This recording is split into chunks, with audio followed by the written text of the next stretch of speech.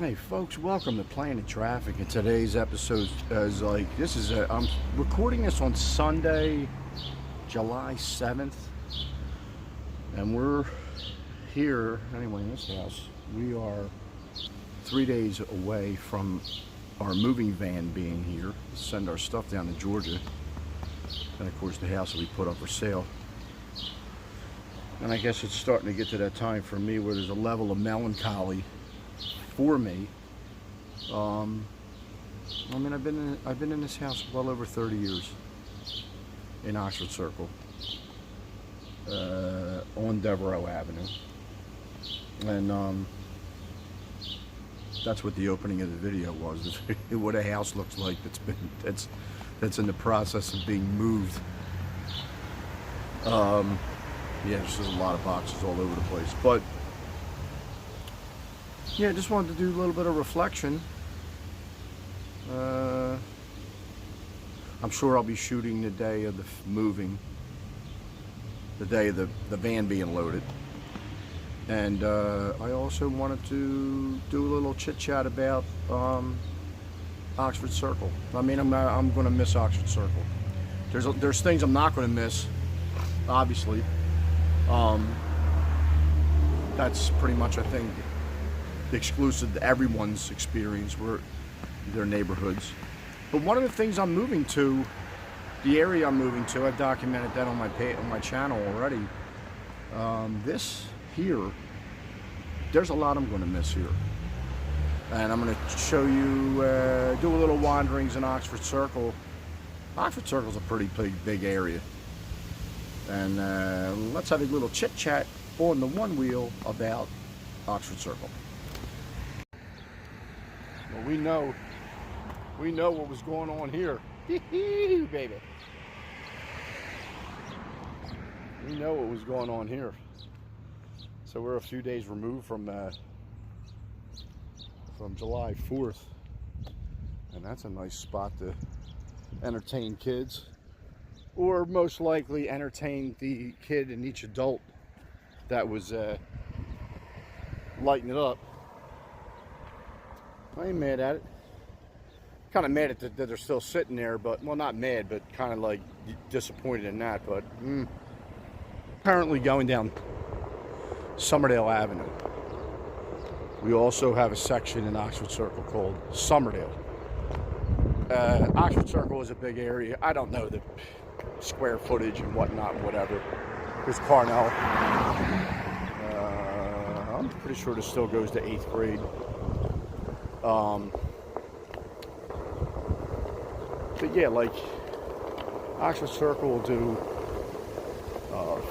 Frankfurt section of Philly.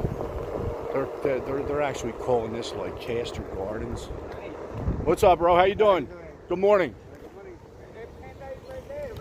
What's that? Panda? Hold on. Now I don't even know where I was at. Yeah, so we got that. I'm not mad at it. I don't know what time it is. It's probably a little past 9 a.m. Getting out here before the heat. Great things, man. Like, I literally been in Oxford Circle 57. Shit, I'll be 58 soon. I certainly like it when it comes to the one wheel, because I like this. I could do this all day. Yeah, are the streets safe? No, they're not. You know, obviously the drivers are terrible. But you get a good view when you're on the one wheel. If you got a good control under you, which, you know, I'm not going to say I'm not going to get hit by a car later today. I'm just going to say I like riding in the city. So yeah, so there's all that. I'm going to miss that. What I'm not going to miss I'm not going to miss row homes. And that's a lot. I got a lot of time invested in them. Okay? Or in mine. Or in general. I'm not going to miss that. So yeah, basically, whatever your neighbor's problem is going to be your problem with a row home. I got to be honest with you. Any living situation, whether it's a single or a row, it's going to be your problem. But when you're connected, you're sharing. In my instance, you're sharing the same outdoor plumbing. It's going to be your problem.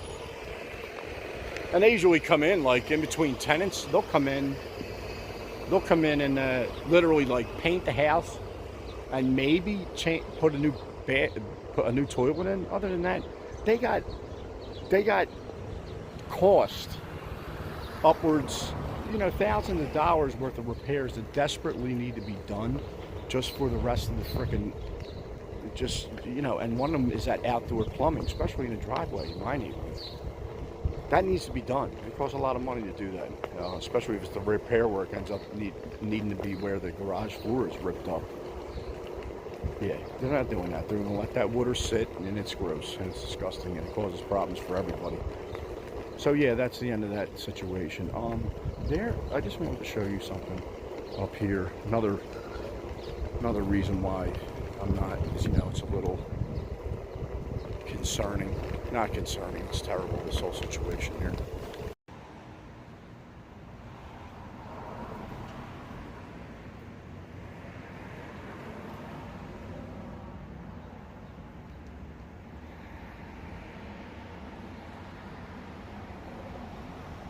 Enough. Then there's a whole contingent of young folks, young people that do not have that value on life. And we know that, and this is not going to be, it's going to be a small rant, but not, and that might be one of the most depressing things to think about, is how to find a way to get young people to value life. There's a situation back there where a young kid was killed. And then compounded on that was what I just did, which was stopped at the memorial. Somebody got shot there the other night, visiting that memorial. The other day here, I think it was like 5:30 at night roughly, they had I think it was an 18-year-old killed right here. There was a bunch of tons of bullets flying all over the place. One kid was killed, and then there was also an innocent bystander, and it also got hit. This looked like a mess. Let's just say that. So that, and this is Summerdale and Folkrod right here, this intersection. Yeah, that stuff I won't miss. There is nothing more, especially during this heat wave that we're currently in, there's nothing more refreshing than even just looking at a pool. This pool's ready for action. I don't know if it's open on Sunday. We'll see. Well, I'm not going to see because I'm not going to be here if it does, but periodically end up in that pool when I was a kid. I had friends in Summerdale. There was also a lot of dickheads. So that wasn't exactly the most fun pool for me to end up. I think I'm going to wander over to the one that was. I'll tell you what, this area has seen its share of violence, dating back for a long way. I remember a kid getting shot over here when we were, I feel like it was like the early 90s. And honestly, that was a sign of things to come, because it's a whole lot busier in that regard now with the gun violence. But it wasn't like it didn't start at this just didn't start yesterday. This has been the thing for a long time. This is the playground here at Houseman, right at Godfrey and Summerdale Avenue. And then I was coming over to St. Martin. Okay. And this parking lot is full for Sunday Mass, but also probably an event. It's a community event as well, most likely. And they always say these are the pillars of the frickin' neighborhoods. Sure, they have their own set of issues. Well, most churches do. Catholic Church certainly does. It has its own. Yeah, they have their own set of issues, but like we have to, when you're a parent, you have to stay on top of things as much as you can. Certainly know all the adults in your kid's life. And then something like any one of these parishes, are going to be a situation where there's going to be events and there's going to be different spots where your kids can have, you know, safe environments to be involved with other kids their own age. All that stuff is crucial. It really is. It's crucial. You know. And for that reason, whoops, almost forgot about this place. This was, I don't think that, no, it's not called Glading anymore. This is Glading Preschool. Both my son and daughter went here. Me and my sister went to St. Martin Tours. And then my daughter, my stepson, and my son went to St. Martin Tours. So we really, there's a whole thing going on around here that I'll miss. I miss that. I miss that whole, again, that whole community. There's kids that I see now, grown 30-year-olds, and back when I was a lunch monitor at St. Martin Tours, I was also doing work for the CYO, and we just had stuff to do, events. They were safe, they were frickin', you know, they certainly made people happy, because you still talk about it to this day. A lot of those events that we had. And if you're doing that, then you know for a fact that worked out well for not only yourself, but for like for all the people that you provided those events for. I'll definitely miss that part of my experience in Oxford Circle. I really miss riding through Oxford Circle because I feel like you need 3 heads and 6 sets of eyes. I made it through that. I've made it through successfully, okay, over the years, but yeah, that's definitely something that's, oh yeah. I will not miss, I don't know, yeah, I'm not going to miss Oxford Circle at all. Oxford Circle as in the actual Oxford Circle, which is a circle, folks, in Oxford Circle, called Oxford Circle. Makes sense. Maybe that's why they named the area Oxford Circle. I wonder. Head scratching moment. So, yeah, this is a whole lot. This is a whole lot to process, and I think I've done episodes about this before. And we still, oh, look at what isn't happening now. Where'd the Boston Market sign go? How about that? So I guess that plan went down the tubes unless somebody took the sign off. One thing that seems like it's doing okay is this, I believe it's a Mexican restaurant that took over to McDonald's, and that McDonald's was, I think I've documented that in past episodes, that was some of the most hideously run McDonald's in probably franchise history. But that restaurant seems like it's doing pretty good. I can't read the name from here, but yeah, no Boston Market sign. I guess that, we were wondering, I did an episode about that. Stole that from Philly Captain. Why is there a Boston Market sign on the Checkers buildings? Well, it's not there anymore. They still call this Four Lads. Here's the thing I'm really going to miss about Oxford Circle. It's a kind of different layout inside, but Four Lads, it was always Four Lads when I was a kid, and that's going back, like we already established, I'm 57. Castor Pizza been here forever. One thing, and they got some great steaks in there. Cheese steaks are banging in Castor Pizza. That being said, this whole little this avenue, it really runs forever and forever all the way up to Cobbin Avenue and beyond. I'll miss that because, like, nothing beats being able to just walk to all this, and I think that's one of the selling points of being in the area.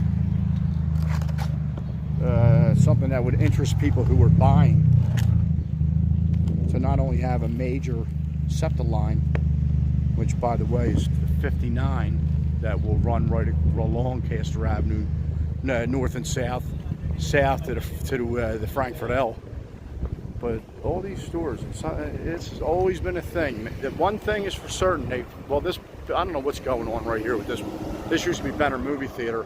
I don't know what's really happening with that. But other than that, all these stores are usually filled with different, there's always retailers in them. Yo, this Chinese restaurant right here with the gate down. Man, let me tell you something. It's not going to have anything to do with the actual Chinese food there. I really don't have an opinion on it one way or another. It's okay. The store that I grew up, that my favorite store of all time was there. It was called Frank's. Frank's was the greatest. He had everything. He had everything there. One thing I regret not ever getting there, let me make this green light here at Devereaux. One thing I regret not getting there was ice cream sodas, because he actually had that too in the back. A day of snow shoveling. I swear to God, I think I had anywhere from $50 to $100 in my pocket. I went in that candy store. I didn't spend any. If I spend $5 or $6 of it, it'd be a lot. And that was a lot back then anyway, spending in there. He had everything, man. He had the models, he had the baseball cards, and all the sports cards, he had all the wrestling magazines, he had every single thing that that he needed to have to get your money. Let's just leave it at that. I am so surprised that they got the chairs, the lifeguard chairs up, but no water. So maybe the intention is filling this. But July 7th, it is not full. And this Max Myers playground right here, and this is, boy, this is a shocker. I thought for sure this thing would be full. But it isn't. And that's, well, that pool, man, oh man, that was the main pool, because I lived somewhere over that way. And we would just walk over here and go in this pool. It was less dickheads than the Somerdale pool. That's the kind of way I used to live, the non-dickhead life. Most importantly, the things I will miss is this. I will miss this. I will miss riding around. I will in the streets with the traffic.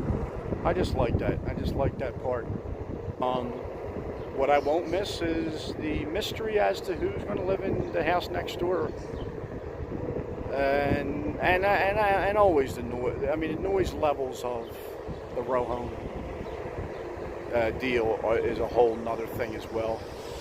And oh, by the way, this Friday night at the fire, July 12th, fire's 412 West Girard. Okay,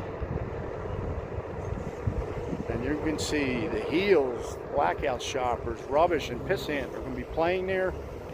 Punk rock extravaganza. Bands will probably start somewhere around 8 p.m. Friday night, July 12th at the fire. Come check it out. I don't know what you're doing. God knows.